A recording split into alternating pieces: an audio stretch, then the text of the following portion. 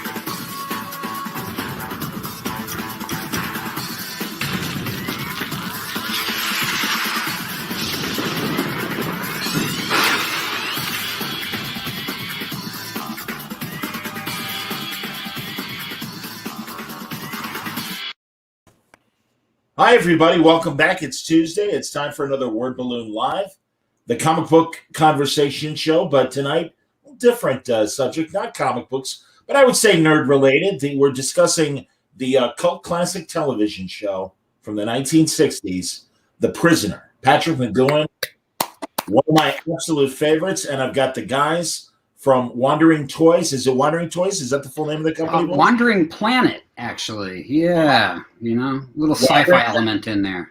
I apologize. Oh, no worries. It's Doc and Gavin from Wandering Planet. Welcome, gentlemen.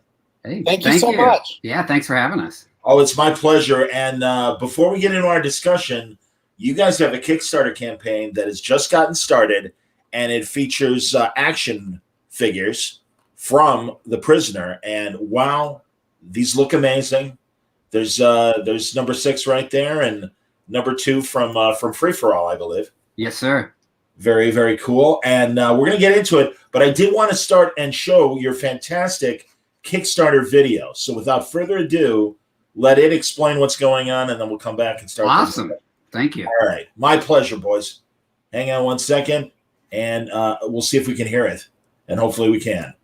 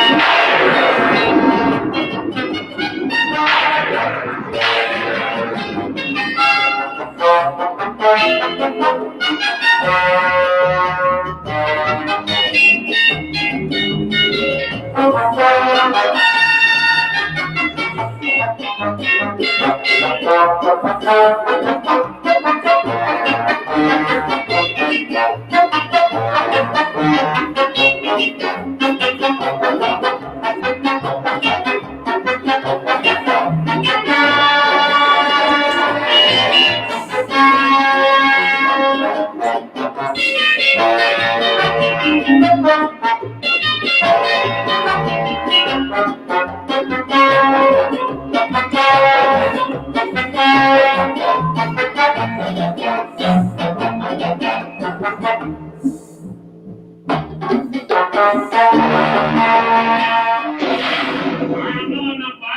am a free man. Hi, everyone. I'm Gavin Ignite. And I am the new number 2. Who are you? That would be telling. What do you want? I want everyone to join our Kickstarter. We need your support. We're massive fans of The Prisoner, and we're massive toy fans, and we desperately want to make the first ever officially licensed line of action figures based on the 1967 cult classic TV show. But to do that, we need your support. So join us in our campaign.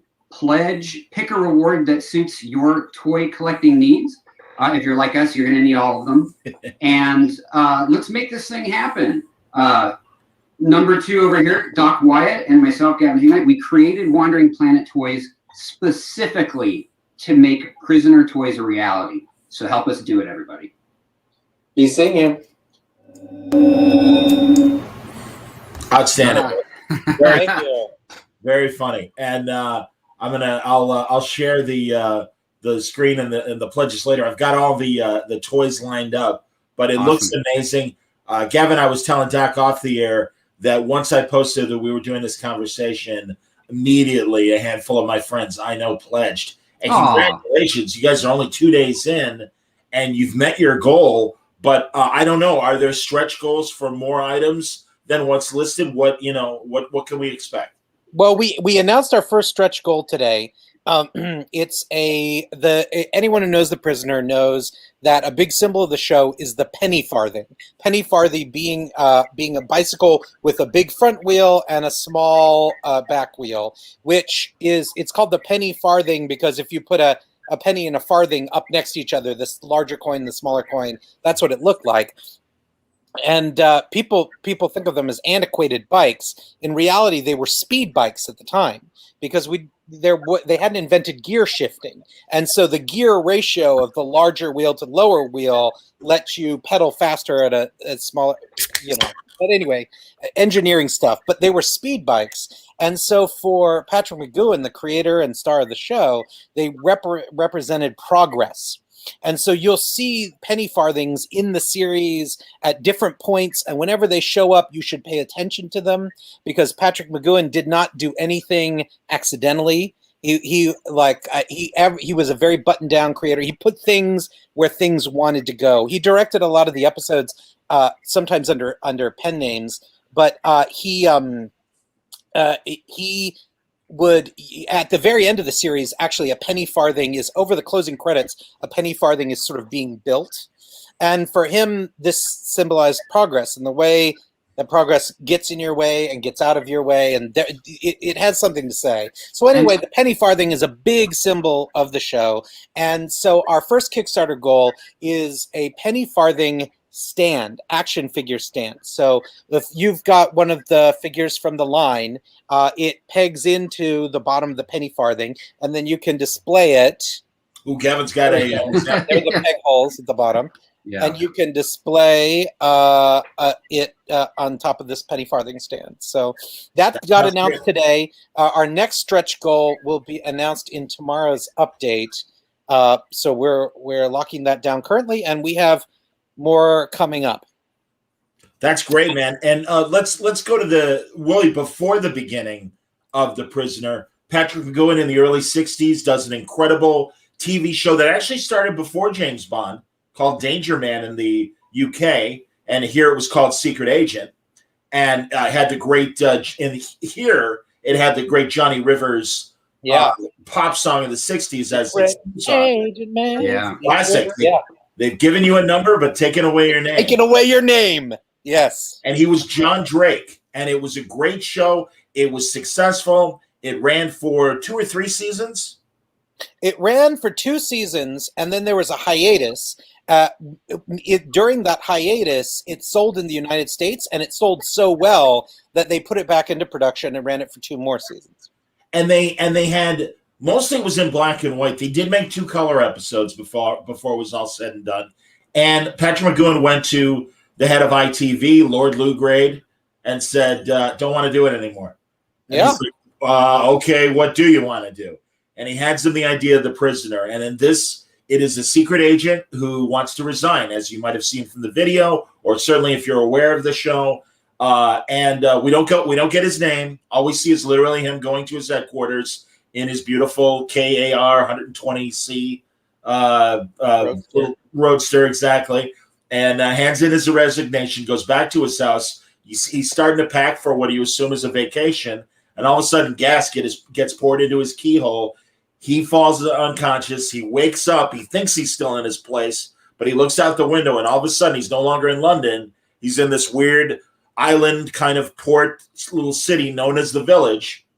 Ultimately comes face to face with the man who's in charge of the Village, number 2, and he doesn't know why he's there. And they're very calmly, you're like, well, we just want to know why you resigned. And he doesn't know if it's his own people that have captured him. This is in the height of the Cold War. It could be, the people from behind the Iron Curtain. Everyone seems to speak English, but also occasionally will slip in other foreign languages around him. The whole city is, populated with both people that are squealers and people that are other people that have been left on the island to rot until they give the information that the people behind the Village want. It's an amazing television show. Only 17 episodes. And forgive me for stealing the thunder for all the intro, but I, as you can tell, I love this series and have loved it since I was a little kid. I watched it on public television for the first time. Good Lord, late 70s. Yeah, Doc and Gavin, tell me your first exposure to The Prisoner. I'll let Doc go first. Mine's probably a little different. Yeah. For me, the first exposure to The Prisoner was PBS station. I grew up in Atlanta, Georgia, so my PBS station was GPBS. And I was an avid Doctor Who watcher. This would have been in the mid 80s. Okay. And that was sort of, Doctor Who was the gateway drug to a lot of cult British TV, because after Doctor Who or before Doctor Who, they would play Monty Python, and that's where I fell in love with Monty Python. They would play Red Dwarf, and that's how I got exposed to Red Dwarf and The Prisoner. And so, it was just part of this kind of cult TV British block that they would play on Saturdays or on the weekends.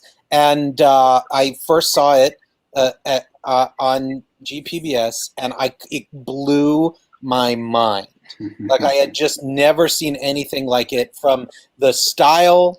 Like, the Roadster right at the beginning is very emblematic of that sort of 60s mod style, and there's sort of 60s sort of London psychedelic aesthetic, like the chair that number 2 sits in, that weird seesaw-like device in the surveillance room, the domed surveillance room generally. I mean, that's under that dome where number 2 lives and everything. And, it just, both visually and on a storytelling level, captured my attention so much that I just was in love with it. And I had seen Secret Agent Man on UHF channels. Secret Agent Man had been playing, so I was aware of it, but it was years before I connected the Patrick McGoohan from that to this. Like, I made no direct connection for years. How about it, Gavin? Quite different for me. So I'm actually a huge classic TV fan, huge. But I had never seen The Prisoner. It was like somehow had evaded me. I grew up on much of the same Doctor Who that Doc did. I grew up in Denver, so I would see shows like that on Channel 12, which was PBS, or Channel 6. And I love like classic Hawaii Five-0 is one of my favorite things in the world. Another great 60s to 70s and 80s TV show. But The Prisoner just, and I knew, like everyone, I'm not a number, I'm a free man, like I think I had a bumper sticker that said it. I just didn't understand. I was a dumb kid. And then a few years back, I was in a writer's room with a writer that both Doc and I know, Randolph Hurd, who's, like Doc, a massive fan. Like Doc, has traveled to Portmarion, we were talking about inspiration for something we were writing, and he's like, we have to watch the opening credits for The Prisoner. You have to see it. And we watched it, and I got it, intrigued. And then from there, I searched it out. I watched it via Amazon Prime. So quite a different, story on how I got to it, but instantly, was intrigued by it. And I may have said this somewhere else before, but by the episode Free for All, hooked. By then I was like, I now I understand what the because the first 2 episodes, you're as in the dark as number 6, and Yes. your brain's trying to figure out what the hell am I watching. I like it, but I'm so frustrated along with him. And then by that point, it's like, that's the point. You're never gonna get all the answers. And I started to really fall in love with it, and that's kind of my journey towards it. That's excellent, and I understand. I'm literally pulling up other images of adaptations of The Prisoner over the years, and there's one in particular that DC ran years ago. They've reprinted it a couple times over the years. Dean Motter, an excellent creator, writer, artist from the 80s, did this graphic novel series called Shattered Visage, which is kind of a sequel to The Prisoner. Yeah. A woman finds herself washed ashore onto the village and encounters a lot of the people. Yes, indeed. 6 indeed. 6 of one, half dozen of the other, if you will. Yes. I'm going to show the pictures. Doc, I guess Gavin mentioned you've been to Portmarion. I have. And that's amazing. Portmarion, the literal city that the village is not based on. It literally is the village. It's the village that plays the village. Yeah, this amazing island port city in the Channel Islands of Great Britain. Wow. I mean, you can tell me the geography better, but what an amazing place that literally you can see and immerse yourself. I mean, the way they configured that part of New Zealand to be Middle Earth for the Hobbit films. And, the Hunger Games, that area of, I forget which state it is, North Carolina or whatever, they kind of took that and modeled it. But in the case of Portmarion, it was there, and they just shot around it at the various buildings. And just call it the village, please. I mean, we're lucky that Doc made it back from that trip. He may have never been able to escape it. I loved it. Like, it was I had been in Dublin on business on a show I was working on. We've been running a writer's room out of an animation studio in Dublin, but before going back, I took the ferry over from Dublin to Wales, and then rented a car, drove down to Portmarion, and it arriving there. I mean, it's astonishing. You just feel like you're in the show. Like, they rent the bedrooms in the village, like in the little buildings of the village, they rent out like hotel rooms. So I stayed in a room that was like out the front door. The room I stayed in was number 6's apartment. And the plaza where they play human chess in Checkmate, and that's featured in so many episodes. It's the place where Rover first appears in the fountain in Arrival. Like, that's just right down. I mean, the cafe that he first goes to in Arrival, it's all just right there, and they keep it up so beautifully.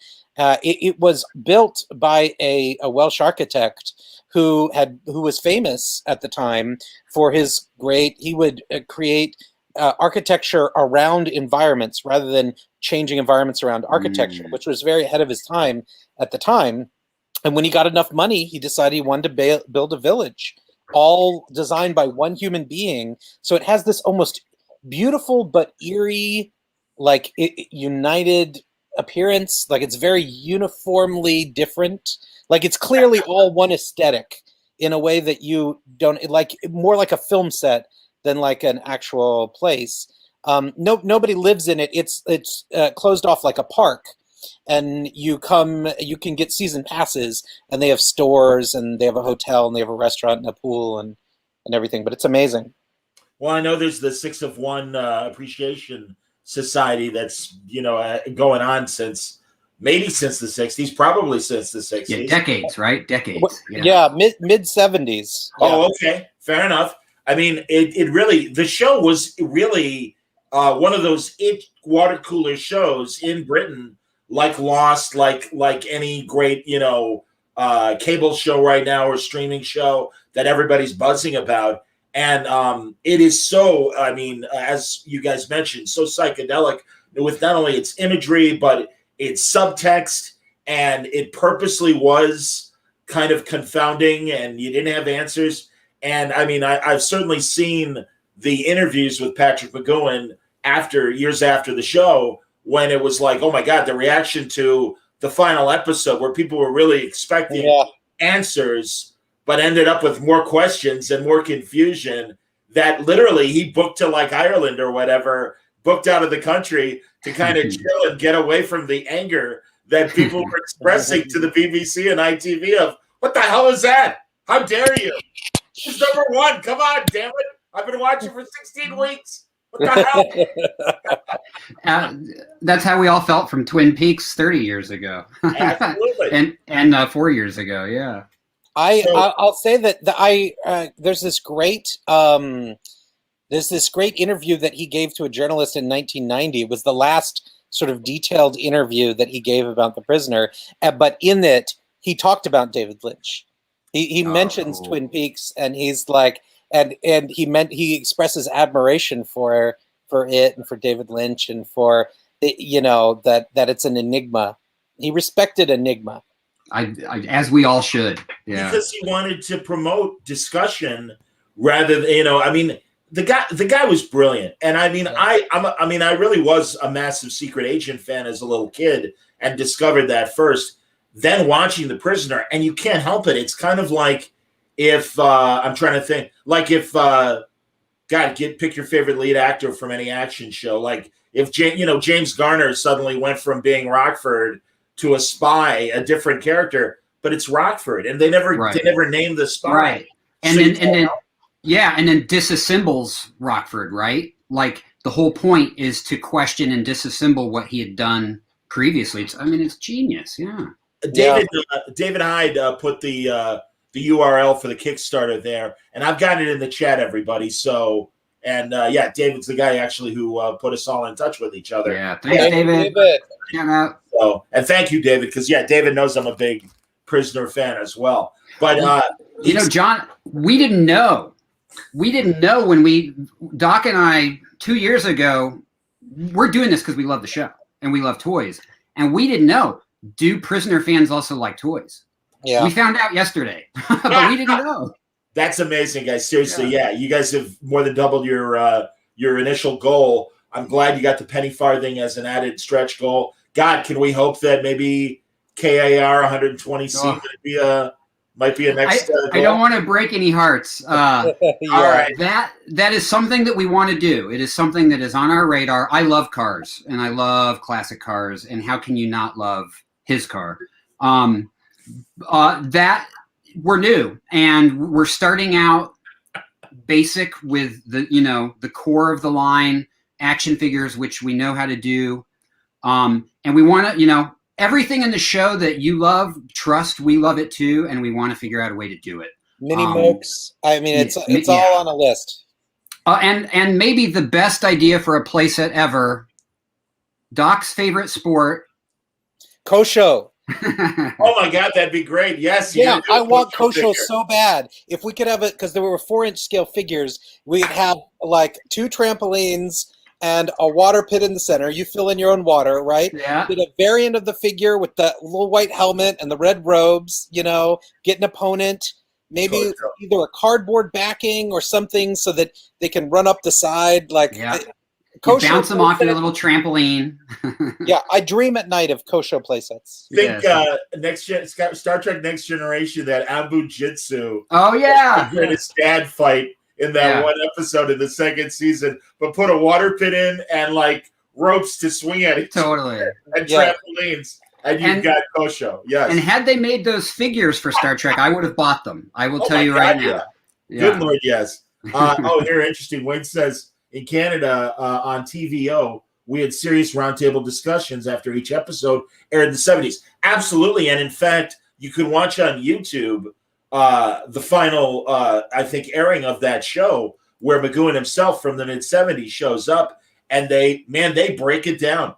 And it's such a great interview. That, and also several times British television has done retrospective specials looking at the show, and thankfully getting McGoohan on camera. And then also, I know in the last couple of years, a new documentary came out where a guy in the 80s shot a ton of footage with McGoohan talking about the show. He also shot a lot of Portmarion. Am I saying it right when I say Portmarion? Yeah, Portmarion. You're right. Okay. Yeah, a lot of footage of the village itself.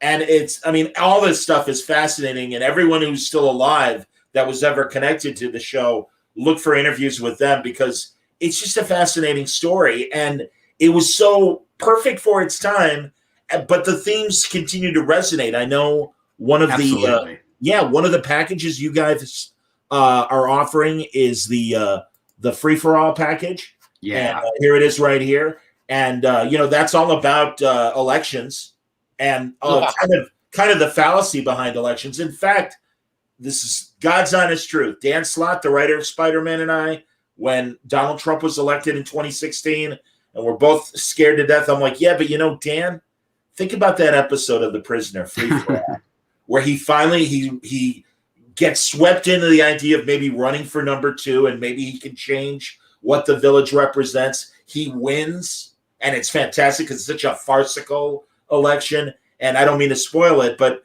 is finally in the control seat. He thinks he's gonna set everybody free, and he flips a bunch of switches, and they do nothing. Yeah, he just has a party, and that's yeah. it. And I mean, today we'd say it was the deep state that that's behind that. But it's just the reality of, hey, a one man cannot change the system is really the message of that episode. And honestly, guys, you picked 2 great episodes to have these very cool box sets.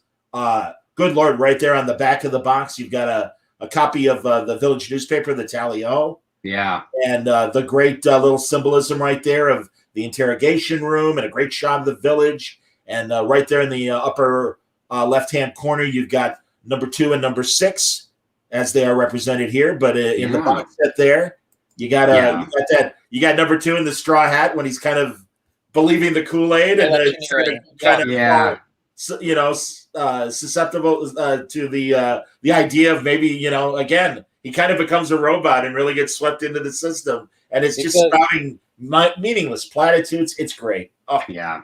They say 6 of 1. I say 6 for 2. Yeah, that's his big when he's on the mini moke and he's got and he does when he's still clear-headed. He has that fantastic speech from the balcony. Yeah.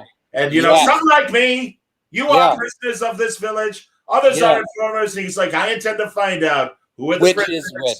And who are the warders and which is which. Yes. It's so oh man. And that speech is amazing. Yeah. Well, McGoohan, that's the great thing. Obviously it was McGoohan's idea.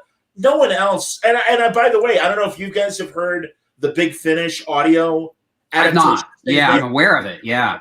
They're great in the best way. And they got an actor, and shame on me for not remembering his name, but I'm not here to promote that product. I'm here to promote your guys' product. But that said, much like Carl Urban in those J.J. Abrams Star Trek movies, and Carl Urban basically imitating DeForest Kelley. Yeah, the guy that got that Patrick McGoohan cadence to his voice. You can't help but pay attention to it. Wow. And that's the great thing is he would go like Michael Caine from screaming to quiet, and you can't help but listen to him. And he has such a distinct Irish accent, and he was magnetic. He really was. And it's great because it's really this guy against this whole system that is trying to break him down, and he's defiant till the end. And, episodes he loses and episodes he wins, and there's small victories. But, oh, my God, it is I just can't talk enough about it. That's why I'm so glad we're talking tonight. Oh, what's your favorite episode? John? It's got to be Chimes of Big Ben, and then really Degree Absolute and the finale. Yeah, because Leo McKern. Boy, I really hope Leo McKern number 2 is in your guys' plans. It is the goal that we are actively marching toward. Yeah, we want him. Yeah, he's a genius. He's a genius. Yeah. Oh, you see, and Isham wants to know too if there's any chance of a complete line of number 2s or other characters. And okay, so he loves number 8 and number 22. from the Western Living in episode. Harmony. Yeah. Yeah. That's one of my favorite episodes. Well, yeah. because it's so great. I always love. I mean, I loved Italian spaghetti westerns, but it is so great seeing this all British cast essentially trying to do like a Gunsmoke episode. Yeah. And they take the entire. It's not only the meat of the story, but even the opening. They turn it into a western, and it's like a sheriff that throws in his badge. Yeah, and then he goes to the town, and there's a boss of the town. Is like, yeah, I want to know why you quit. And it's so good. Yeah. What's really interesting about those is because when Patrick McGoohan pitched Lou Grade, he pitched a 7-episode series, and Lou Grade said, "Well, I like it, but give me 26 because I want to sell it to America."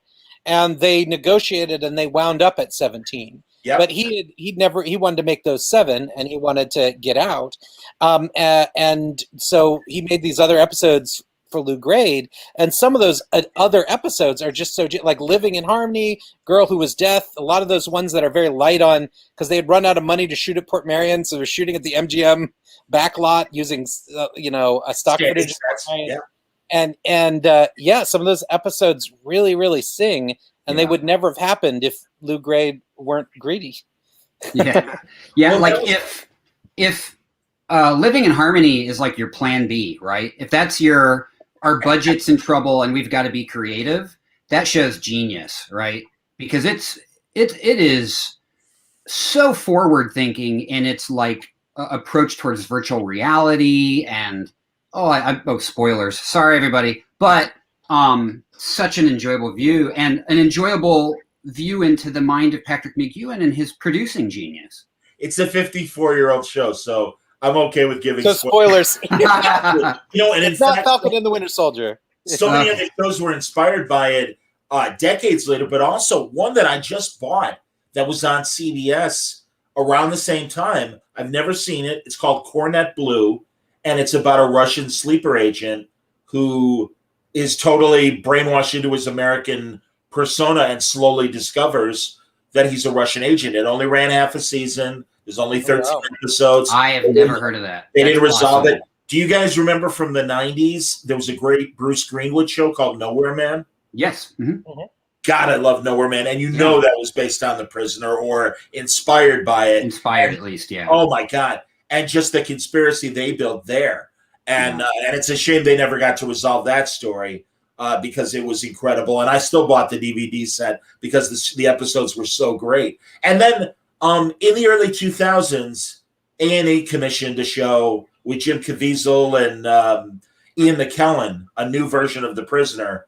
And it just wasn't the same. They tried. Well, with Ian McKellen's one of my favorite actors, but part of the charm, for me, at least in my mind, part of the success of The Prisoner is the rotating cast of number. They brought Leo McKern back 3 times, or really twice, including a 2-parter. But the fact that like number 2 constantly shifts, sometimes multiple times an episode, and you get the sense that he's always fighting someone, but that the conspiracy is vast. I mean, you realize that every single number 2 knows everything. And that means that there's all these people that know, but he's kept in the dark. And there's something about that just like having one number 2 is a lot more limiting. It's not got the same sort of sensibility, even if it's Ian McKellen, who's amazing. And then, as you say, I mean, I guess we're trying to avoid spoilers, but basically they didn't adapt The Prisoner. They adapted Living in Harmony. Good point. Yeah, you're right about that.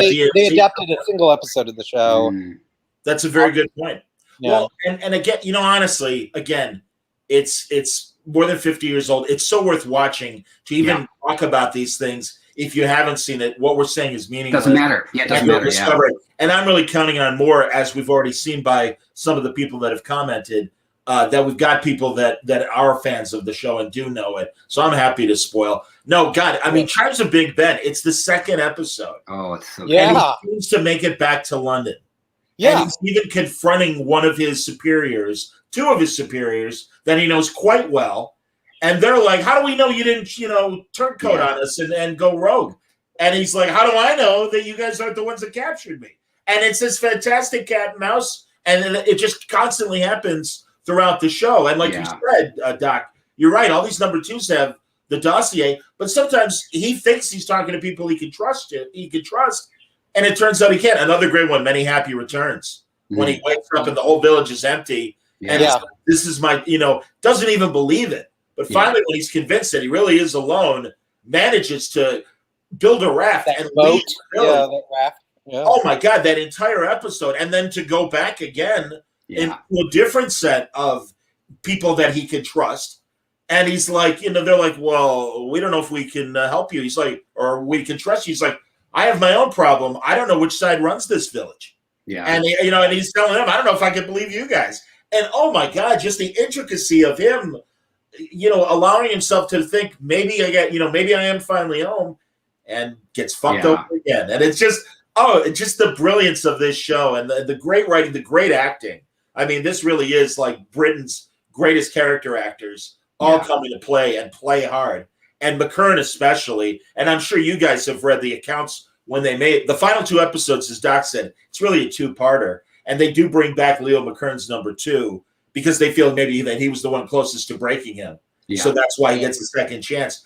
But just making those 2 episodes, it is such a number 2 versus number 6, just direct confrontation of brainwashing and torture. And Leo McKern doing it was like at one point, they say, on his cot in his dressing room, like in the fetal position, and like, I can't do it, man. I can't keep doing this. And it was like really having a nervous breakdown doing the show. And what's amazing about that too is that Patrick McGoohan said, like, somebody was asking him, like, how much improv was there in the show? And he's like, no. He's like, I do not believe in improv. I believe in planning. I believe in, and that he claimed that every single thing, like when they're chanting the nursery rhymes and like 6 of 1, 1, 1, 1, 1, that every single word was as scripted. And that if anyone tried to, like Leo McKern, anyone was improving, it's like, nope, that's not what it says. And so that, you would read the page. Imagine being Lou Grade and getting this script. And it's just there's sort of chanting and gibbering and like and the kid is like singing Dem Bones, and you're like, what? Imagine being Lou Grade and being like, what did I give my money to? Yeah. Patrick McGoohan said once that Lou Grade, like in that same 1990 interview I was talking about, he was saying Lou Grade didn't know what it was about and still doesn't. Well, that's the great thing. Lou Grade's model was get a great lead actor, preferably an American, and so it can sell internationally, and just wanted a great action spy show. And he made The Saint, and he made The Prisoner, and he made the show that followed Secret Agent. That is a great show onto itself, Man in a Suitcase. And he made a show called The Baron with Steve Forrest, another great American lead.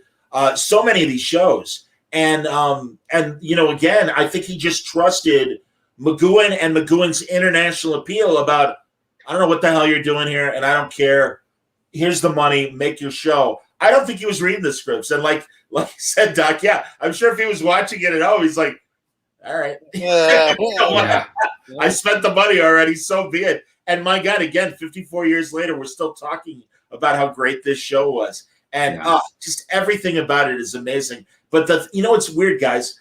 A secondhand record shop in suburban Chicago had VHS copies of the episodes. And there's a piece of dialogue in Degree Absolute, the second to last episode. I hate the word penultimate. I think it's far overused. I think half of the people who think they're saying it is the last thing, it's like, no, all it means is it's the second to last thing.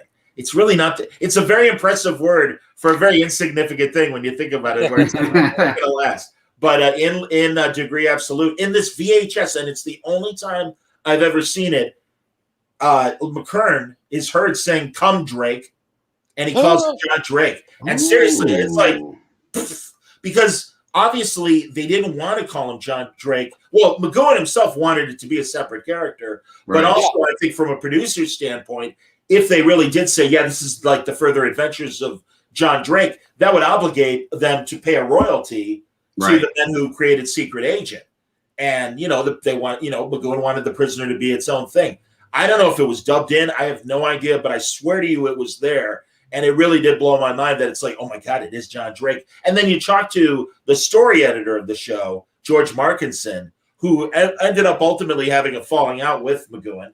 And he's like, yeah, fuck McGoohan. It always was John Drake. I'm sorry. That's the truth of the matter. And I love that even they can't agree on, or couldn't agree on that simple point. Oh, here, Lily Letha has a question.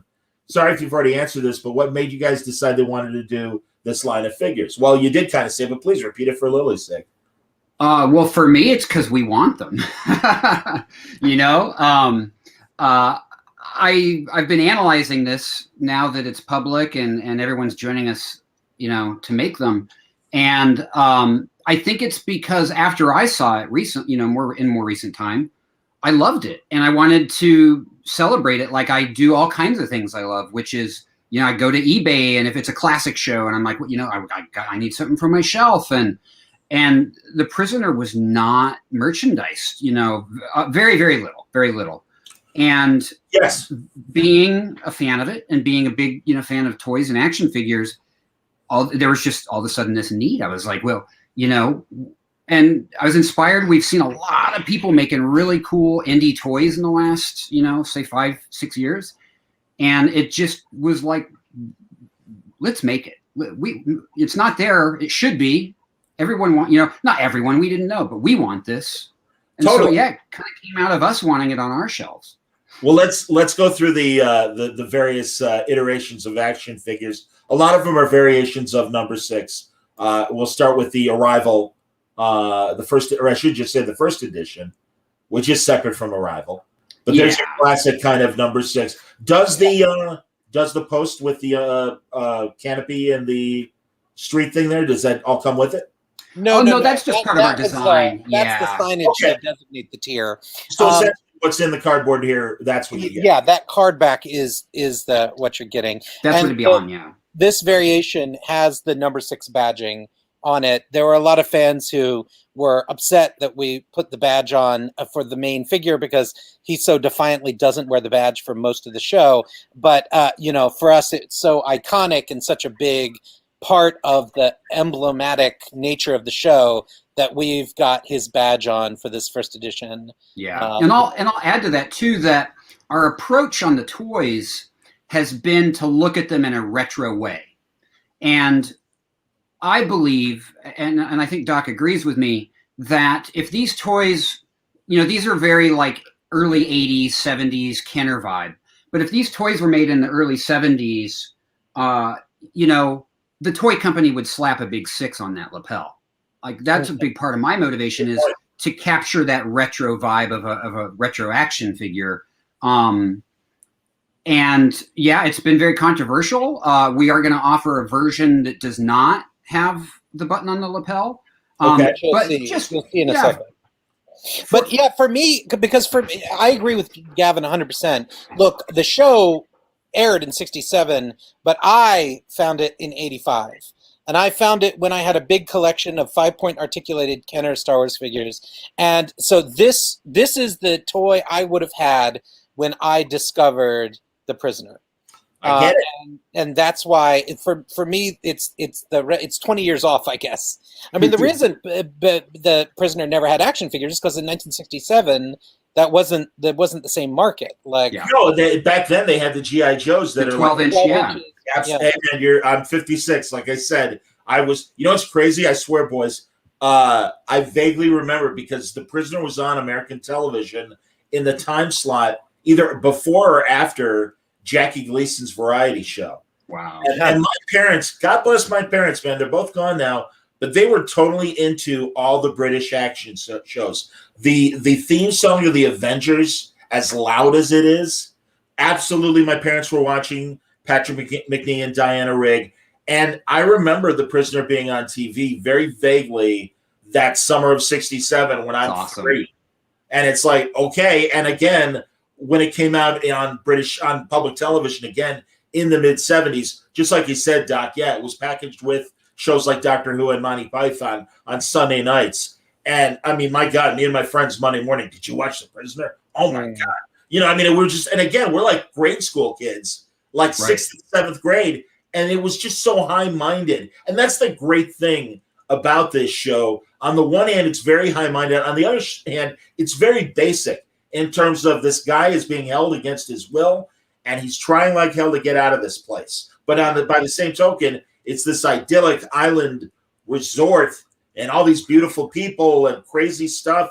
And I mean, Rover, and you've got, in fact, I love that you have a Rover package with that incredible weather balloon. And that's the great thing, as you guys know, they wanted Rover to be this elaborate kind of robot death car that would shoot down on people and pursue them. And they actually built something to use, and it sank the first day of shooting. And they're like, all right, what do we do? And then all of a sudden they happen to notice, because of it being coastal, that there were weather balloons being used to measure climate and stuff. And one of them got the brilliant idea. I don't know if it was McGoohan or somebody on the crew, but they literally used these inflatable balloons of various sizes. And essentially, it's like watching this, if you remember Bubble Boy, that terrible movie from the 90s. Oh, right. Yeah. This giant balloon that's just kind of ambling, but they put this like crazy lion roar or some sort of monster roar behind it. Yeah. And then it envelops you, and it literally would smother you. And it's so great that you guys have this it's such a simple, basic, sphere design, but again, so iconic for the prisoner. And it's so great that you guys have I'm so glad you like it. Yeah, it's fantastic. Absolutely, man. One of the most mesmerizing shots for me in the entire series is the shot where number 6 is walking by and turns and looks and sees a group of people sitting in front of a Rover, and they turn and look back at him, and they've got these crazy glasses on, and it's like, what are these people doing? Like, what is happening with this? Like they're praying to it. Yeah, that's in free for all. That's in free. That's in free for all, right? When he goes down to get programmed. Yeah, and it reminds me, in a way, of it's almost a horror moment. Yeah. You know what I mean? Like, it's almost like something out of The Shining. You know what I mean? Like, it's crazy. Yes. It is very Kubrick-esque, yeah. No question. And again, boy, you almost wish you could have a heart-to-heart with Stanley Kubrick and go like, come on, man. I mean, it was certainly different what they did in The Shining, but it did have this like kind of, like you said, just this weird turn of the fuck is going on right now? Of everybody turning, of people doing something incredibly strange, turning and looking, and then looking back, no shame, just like Yep. Yeah. No, it was insane. Lily Lethal wanted to know, has there been a comic book done for the show? Yeah, we showed it earlier, and I'll show the image again. Actually, there's been several comics over the years. I've got one right here that Jack Kirby drew. Titan Comics actually produced this fantastic original art edition of Kirby's Prisoner. Right. And it's gorgeous. It's got all the pencils, and it's fantastic. Yeah, that was Kirby and also Gil Kane at different times adapted a Prisoner idea that I don't think they ever went to press with. But the guys I know from the Jack Kirby Collector, that magazine, had the original pages, and I'm really glad that Titan did make that special edition. Also, check out his Angelo Muscat Butler. Butler. Yeah, perfect. Perfect. Oh no, and yes, everybody, we really want to make him as well. We really do. That would be great, absolutely. Yeah. And again, I mentioned the Dean Motter Shattered Visage, which did come out and was absolutely amazing. And then also recently, Titan put out a mini-series that Peter Milligan, the guy who wrote Human Target and X Factor and a million other comic books over the years, he was the original writer on Justice League Dark. He did a mini-series as well. Anytime, it seems Titan, I don't know if they currently still have the license or just for that period, but anytime there is any sort of new Prisoner product, it's like the bat signal. I can't help it. I answer. Yeah. Like, all right, whoever it is, let's talk about it. I have some grumbles with that one, if I'm honest. I agree with you. I think it was okay, but it kind of shit the bed, I felt, at the end. I won't deny that. So, I mean, I don't know how else to explain it. You see now, Isham disagrees with us. He says the recent series with Milligan was great. No, and I think it had elements that were really good. I wish I wish it had a better conclusion. And again, I point to that Dean Motter miniseries, which I really think did so many good things. And it was, like I said, it was a woman, a new character, although the Milligan one had a new character as well. But yeah, it's like, the Village is just too big of a weird system to not ignore. And I'm so glad people have come back to it, because I do think there's a lot of gold to still mine from there. And in the right hands, you might get a really exceptional story. So, I wanted to know regarding the building of these action figures. Are you guys using 3D printers at all? How are you making your little figures? No, it's a factory in China. It's going to be made the way that these figures have been made. Okay. Manufacturing. Sure. There's been some 3D printing in the prototyping process. So we make sure we have things, correct. That's one of the nice advantages to the technology now is, there would have been a time where it was hand sculpted, right? Of course. Now our artist, Louis Tucci, he sculpted number 2 and number 6 in ZBrush.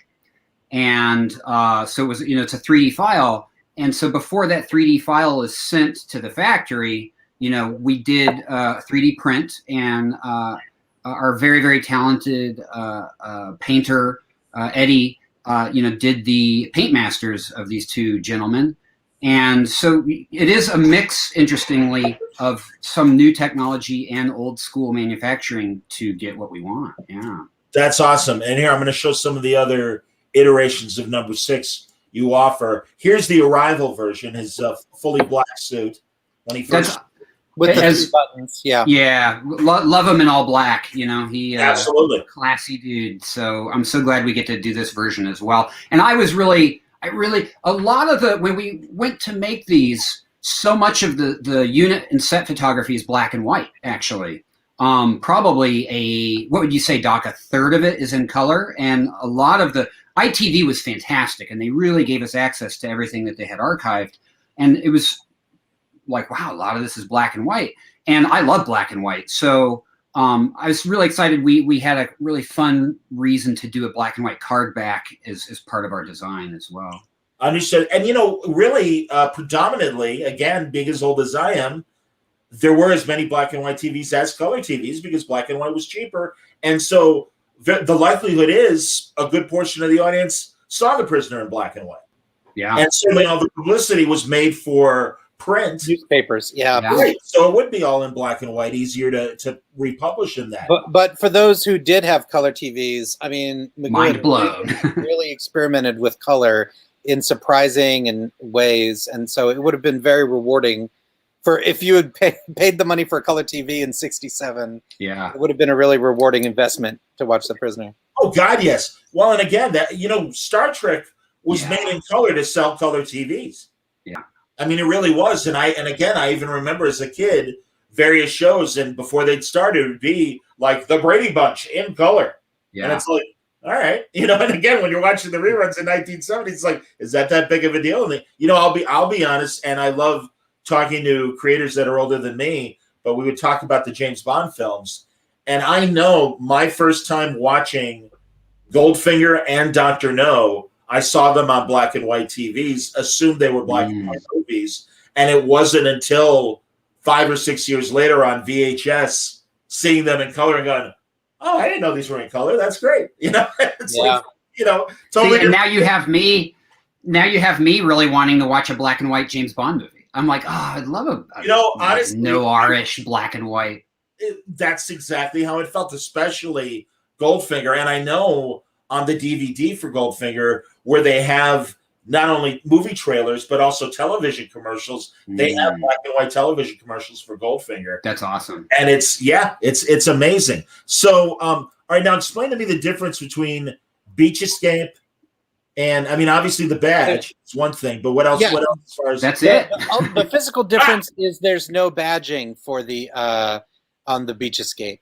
Understood. Yeah. That's cool. And again, and that was a good example of us having access to fans. And one of the strengths of the Kickstarter is the communication. And very quickly we saw, why the hell is he wearing that badge? And because we have not moved into manufacturing yet, it's something we can slide on and we can adjust. And I'm excited to distinguish him that way. I will mention this so people are aware, but the badging is a physical part of the sculpt.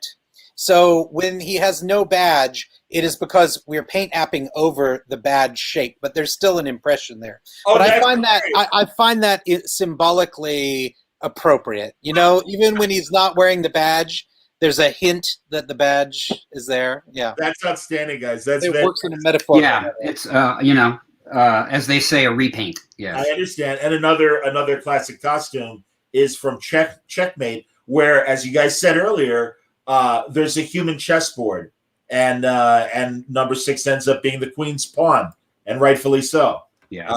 Again, more subtext to the episode itself, and God, that outfit is just so great. My favorite thing in maybe all of the episodes, one of my favorite things is him putting that cape on his shoulder like, fuck you. It's like, I'm not wearing it. It's just the attitude of the cape on the shoulder instead of the properly wearing it, and the look on his face as he holds that staff. That's the prisoner, right? That's Absolutely. number 6. So so excited to bring that to action figure form. Now, Wayne makes a good point, because actually, and it's totally fine, because I'll tell you, from most of the photographs and watching the show, it always looked like number 6's jacket is blue, but really it was dark brown. And Wayne was wondering if would there be any sort of costuming changes to make his jacket dark brown. Well, for me, the jacket is always read as black, both on TV, and I've also been in the physical presence of production jackets that were used. Oh, wow. And they look like a faded black to me. Interesting. So while I guess there might be some subjectivity there, but it always reads as black to me. And for the figure, we definitely want it to read dark, because we're doing the Schizoid Man set. And the opposite of 6, 12 is, or 12 is the opposite of 6, the other way around. But the it's a white jacket. And so that sort of the dark against the white, we just went with the black color, because that's how I think it reads as the best cross dynamic. Like I said, I agree with you, and it really wasn't until people started pointing out that technically it was dark brown, and a very dark chocolate brown, kind of like my hair looks black, but if you really were up close and stuff, you'd see it was very dark brown. So now I'm checking out your hair. Yeah, and see, when we make your action figure, we're going to do black. So yeah. Oh my God! I apologize to everyone in advance. Guys, I swear, I just don't want to be that guy that's so plus sized that it's like, hey, look, it's fat number 6. How you doing, everybody? But there's a great guy that I would always run into at the Chicago conventions that would cosplay as number 6. And I mean, really, and shame on me, I can't remember his name right now, but I mean, to the point where we'd hang out and have coffee after the show and talk about the prisoner.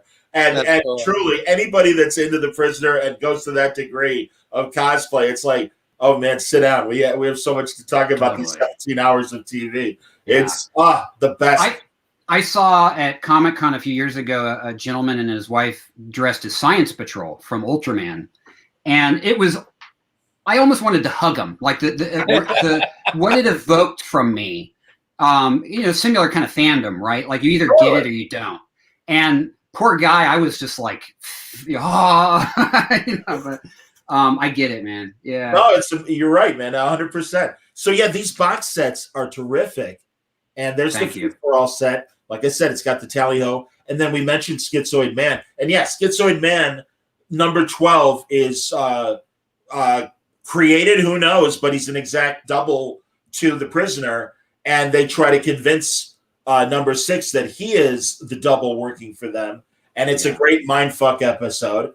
And this guy seems to know everything about number 6 and a perfect duplicate. Yeah. And it's another, and to the point where they even brainwash him. He's normally left-handed or right-handed, but they condition him to be left-handed. And it's like, it's like, hey, number 6 is right-handed. Don't do that. And he knows he's right-handed. He's like, yeah, why am I reaching for things with my left hand? And it's again another amazing episode. That episode and a few other episodes give you the impression that number twos get picked because they've pitched away to try to, like, whoever the bosses are that they're pitching to, that they've pitched away to break number 6. Yep. And if their pitch gets picked, they get to be number 2 in the village. Yeah. Which is, it's fascinating. Do you think they really hold an election every year? No. No. No. Because he hasn't been there for a year, so he wouldn't know. Well, right. I mean, and it's so early in the run. And also, I love McGoohan had been asked a million times, like, all right, what are your 7 episodes? What is the order of your 7 episodes? And Free for All is always part of that original idea. So, I do think it's just early enough for him. Well, at first, like I said, I think he thinks it's bullshit.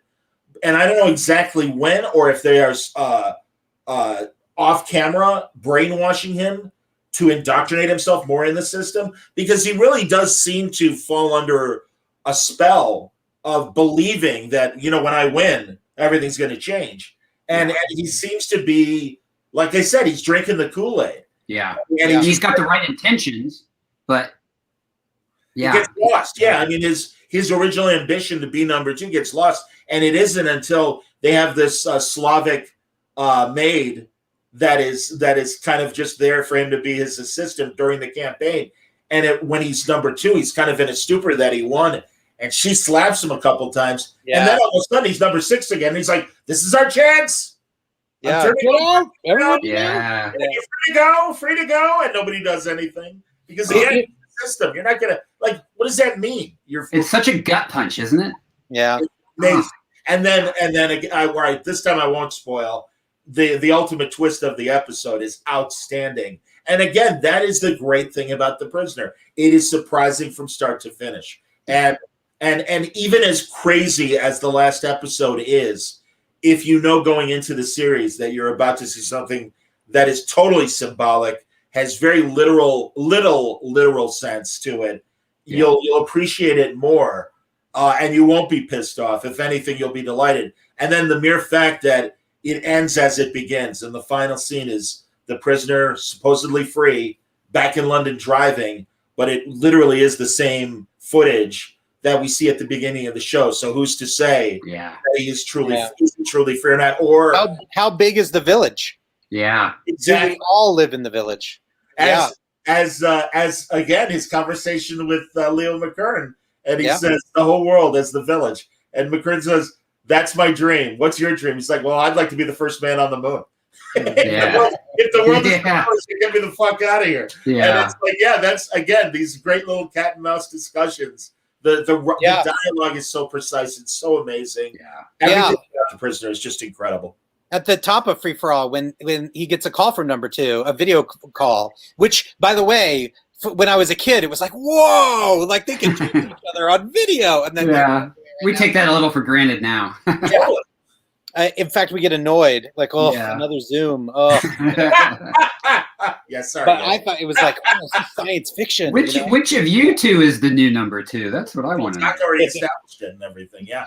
No, I'm either the butler or I'm that bald observer with the glasses. Orange alert. Orange. Alert. That dude. Yeah. And yes, we've had someone make a request for him. Someone has reached out and said, you got to make that dude. Yeah, you got to make the butler. You got to make Leo McKern. You got to make the observer. Absolutely. The observer, yeah. No, absolutely. So, I mean, obviously Leo McKern is my favorite number 2. And then after him, Eric Portman, I mean, really, the guy who played number 2 in Free for All is fantastic. I'm also a big fan of George Baker, who plays one of the number 2s in Arrival.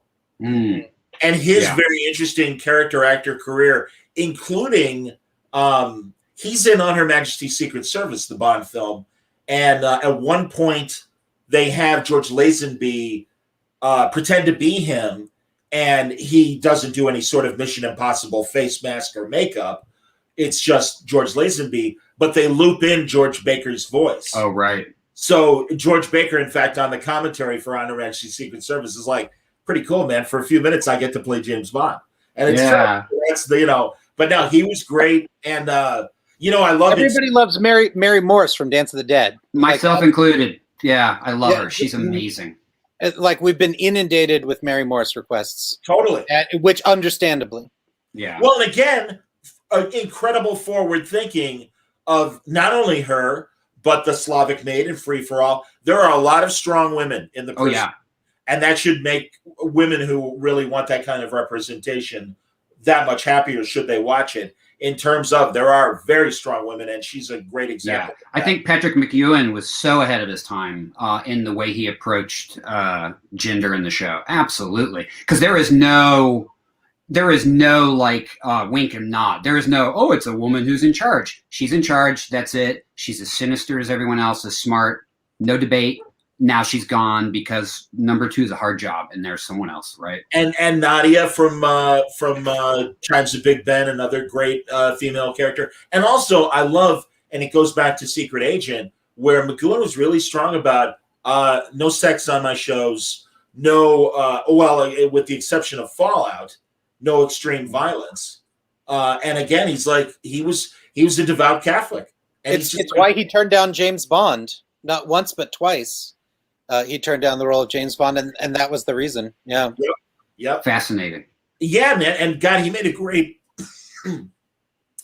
TV show for Disney, Dr. Sin, the Scarecrow. And it's kind of this Robin Hood or Zorro, pacifist by day, freedom fighter by night. And it's made around just before The Prisoner. And it's a great project that he made. It's hard to find. Yeah. Disney had a very special tin box DVD edition of the Scarecrow. It's rarer than hell. And again, we mentioned the toys. We mentioned KAR 120C, his Roadster. I during COVID, I used to be a big corgi guy when I was a little kid. Oh yeah. And getting corgis now are ridiculously expensive. Yeah. Even the later models. So I went to Hot Wheels. And I'm not even looking for rare Hot Wheels. I'm looking for the movie and TV tie-ins. So I got the Mystery Machine van from Scooby-Doo. And there was a company called Johnny Lightning that made a lot of I love Johnny Lightning, yeah. There you go. And I got the Blues Brothers car. I got you're good. Gavin's going to pick up I'm going to show you one of my favorite possessions. There you go, man. Rockford Falls, very nice. Yeah, there it is. I should get that one. That's a great idea. Yeah, the Hot Bird. Yeah. Absolutely. Well, I got the 66 Batmobile, and I got it took a while to find a real authentic Green Hornet Black Beauty car, but I found it a little bigger than Hot Wheels size. I had to order it from Vietnam. Wow. Okay, great. I don't care. I've got a Black Beauty. I'm happy. Yeah. So, but I could not find a KAR 120C, the Prisoner's Roadster, and that new one I would absolutely want. And I love how in Many Happy Returns, he comes back home, and Mrs. Butterworth is driving the car. It came with the apartment, I guess. Yeah. That's such a great episode, too. Well, and again, Mrs. Butterworth, an amazing character. And guys, I can't recommend these Big Finish adaptations because at the same time, they adapt. They have 4 episodes. They had 2 4-episode seasons, and 2 of the episodes were very faithful to the series, and then they do 2 episodes that were their own thing. And for being audio dramas, they're very faithful to the flavor of the show. They get excellent actors. They even go a step further as having strong women in the new stories. And Mrs. Butterworth has a much more expanded role than just her Many Happy Returns appearance. And also is featured in that Dean Motter comic book miniseries, Shattered Visage, as well. So excellent. I just want to make sure, have I shown all the toys? I think I have. Again, you got the box sets going for $60 each. I'll point out while you have that up, something I'm excited about with the Schizoid Man set that people might not see yet, and we'll show off. It's going to come with 2 fencing foils, 2 fencing helmets, and the 2 marksman pistols, like the electronic, marksman pistols. So I know I've already said this somewhere, but to have 6 and 12 on my shelf, both with their pistols like that, that press photo, I can't wait. I can't wait. Yes. And we get to do it. People have made this reality. So there will be a point in my future where those 2 guys are on my shelf side by side, and I'm very excited. And then you've got, and I didn't put up a photo of it, but here I'll bring it up, that as you say in the video, people can get the whole Megillah. Degree Absolute. Oh yeah, package. Degree Absolute. So yeah, that's and that's got a exclusive T-shirt design in it too. Yes. Here I just cut off the T-shirt. There's the T-shirt. Yeah. So Jenny Moore is an artist that we work with, and she's done all the package design. And ITV was awesome and let us include doing a shirt for everyone. And that was the design we all picked out of Jenny's work. We might have another T-shirt surprise at some point, but that one right now we are very excited about. Excellent, man. And that Degree Absolute package is $240. What is that? How much is that again? Hold on. I think it's $245. $245. Yeah, $240. I'm looking at the website. Here I will again. We've got the URL for the Kickstarter in the chat. I'm putting it on the screen once again right now. Awesome. Thank you. Thank you, by the way, for just talking Prisoner with us and telling everyone about Yeah, this. thank you so much. Yeah. Are you kidding? I mean, seriously, my friend Rob Burnett, who's a great YouTuber, beat me to it and did an episode by episode examination and with a guy from the UK. And they do 2-hour long conversations about each episode, themes, and they pick it apart. I'm doing something similar with my good friend Gabe Hardman. We've been analyzing the original Outer Limits from the 60s. Oh, cool. Yeah. Cool. Just started the second season. And in fact, Thursday night, we're going to be talking about the second episode of the second season. And that's the episode with William Shatner when he's the astronaut coming back from Venus and he's overly cold. He can't stay warm. And it's fantastic. And of course, the first episode was Soldier, which essentially was the basis for the Terminator. Harlan Ellison actually succeeded in getting a settlement from James Cameron and the producers because he's like, I see a lot of similarities here, and they couldn't deny it. So they made the deal with Harlan and stuff. But it's been a real pleasure examining that show. I mean, truly. And again, Gavin, you being a guy that's come later to these classic shows, and I don't know the age difference between yourself, Doc, and myself, but regardless, that's the great thing. And The Prisoner is a great example of this. Yeah. It's a timeless show. It absolutely is of its time, but beyond that, because the themes they address and its crazy aesthetic that at the same time is both futuristic and very much 1960s to the point of the lava lamp with a close-up in the background. Oh, it's science fiction. Yeah. Good stuff. I was going to say earlier when we were talking about the genius of Patrick McGoohan, I just finally watched his first appearance in Columbo. Oh, that's great. And wow, is he good. He is so good. It really shows you his range and that everything is a character and everything is calculated. It was genius.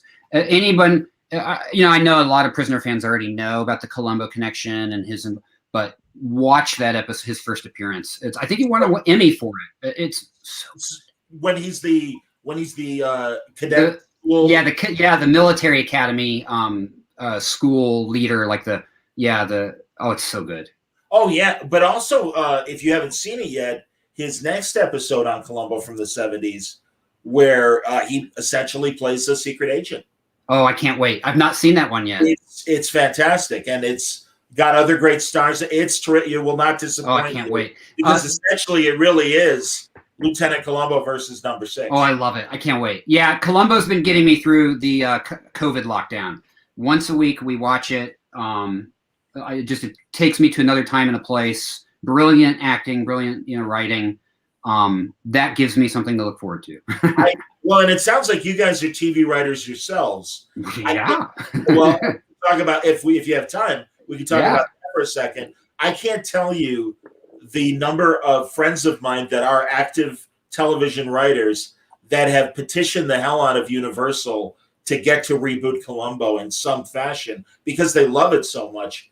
And I guess the rights to it are such a mess in terms of maybe Falk had a piece of the show. I don't know. But Levinson and Link, the guys who created the show, it's too much of a tango. And they're like, no, we know. And believe me, everybody wants to remake Columbo. And maybe in some ways it's good that they haven't because much like McGoohan as number 6. Yeah. I can't envision anyone else. Yeah, I don't. You know, I think there was a great show inspired by it, which was Monk. You know, Peter Falk is Columbo for me, just as you know, McGoohan is number 6. You know, maybe it is good, and you know, take what you love from a classic show like that and channel it into something new, right? Yeah. Oh God, Lee says, I wish Gary Seven had you know, come off. Gary Seven, of course, from Assignment Oh Earth, yeah, second season of Star Trek with Robert Lansing as the man. Did someone do a comic of that?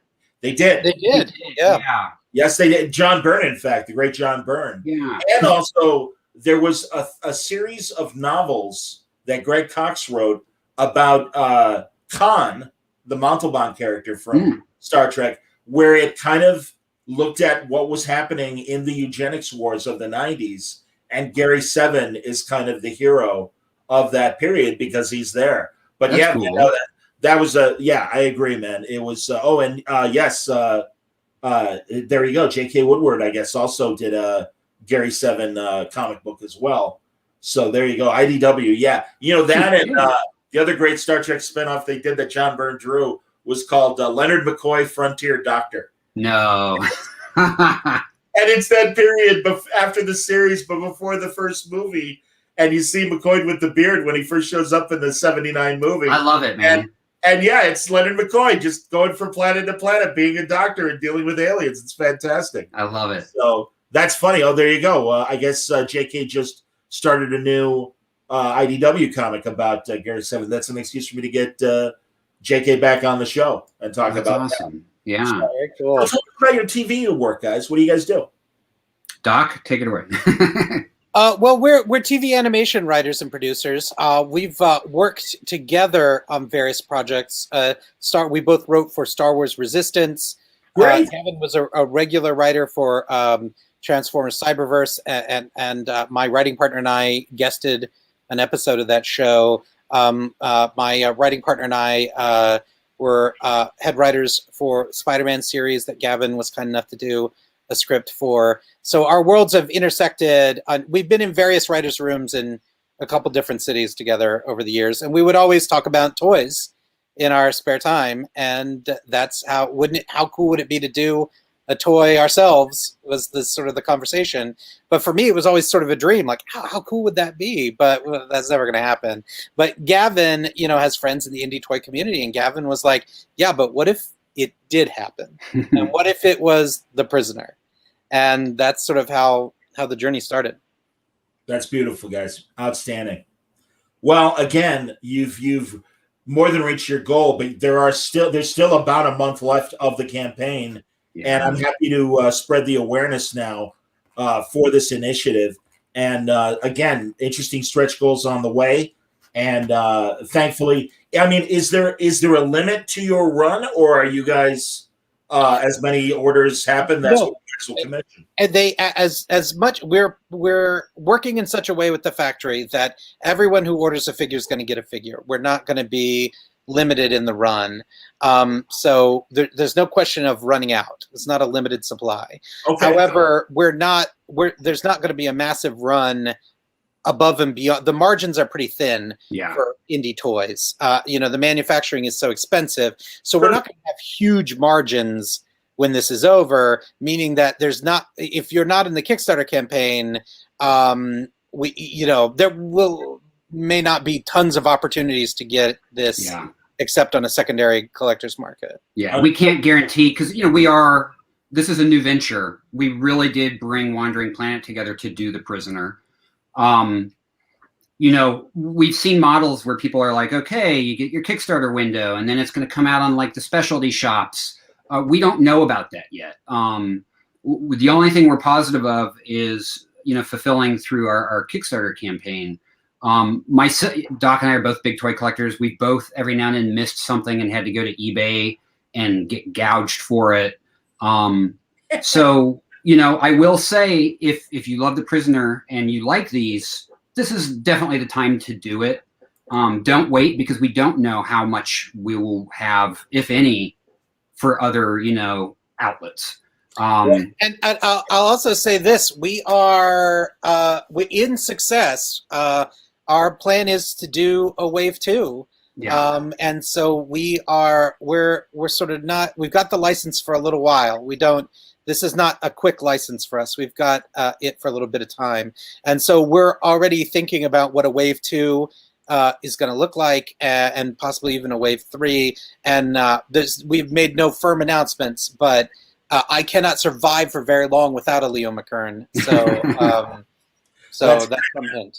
That's good. Well, when those waves happen, you guys have to come back, and we'll go further into the discussions of Leo McKern's number 2 and Angelo Muscat, the fine butler, and whatever other figures or items from the show you might be considering making. Honestly, guys, I can't thank you enough, Wandering Planet, for coming up with this idea, putting out this product, and making all of us, members of the village, very excited to get this stuff. So, and again, God, thanks everybody who's been watching and already saying, this looks great, I just ordered it, or I'm sharing it with my friends. All of you have said that in the chat, and that's wonderful to see. So again, happy to promote this project and make the awareness there. There are a lot of us out there, man. The village really is global. Yeah. Who knew? We hoped, and we knew we loved it, and it's just so awesome to see. Wow, we weren't alone. There really are Prisoner fans out there. That's awesome. We really appreciate the support. We really do. It's genuinely my pleasure. I'm so glad David Hyde put us together to have this conversation and promote your Kickstarter. Well done. Thank you, sir. Thank you so much. Absolutely. The guys from Wandering Toys, everybody. That's Doc and Gavin. Please support the Kickstarter campaign. Again, I've got the URL there in the chat, and I am happy to share it as well on the audio version of Word Balloon. That'll be coming out tomorrow. And as I wrap up the show, I just want to point out it's going to be a great week. On Thursday, I'm going to be talking to Lev Gleason's nephew, Brett. Lev, in the 1940s, created the original Daredevil, who, much like Captain America, had a very significant confrontation with Adolf Hitler at the beginning of World War II, and is a very significant Golden Age character. And in fact, Lev Gleason's entire comic book company was a very big part of the Golden Age and a high seller among the DC and Marvels of their day. But then things fell apart. And Lev Gleason's story is very interesting. We'll get into that on Thursday night. Late Thursday night, it'll be another episode of To the Outer Limits, where I'll be talking to Gabe Hardman and company, and we'll be talking about that episode of Season 2 starring William Shatner. And so lots to look forward to in the days ahead right here on Word Balloon Live. I hope you'll come back to the channel, and I hope you'll listen to more audios in the near future. I'll leave you with this image of number 2 and number 6.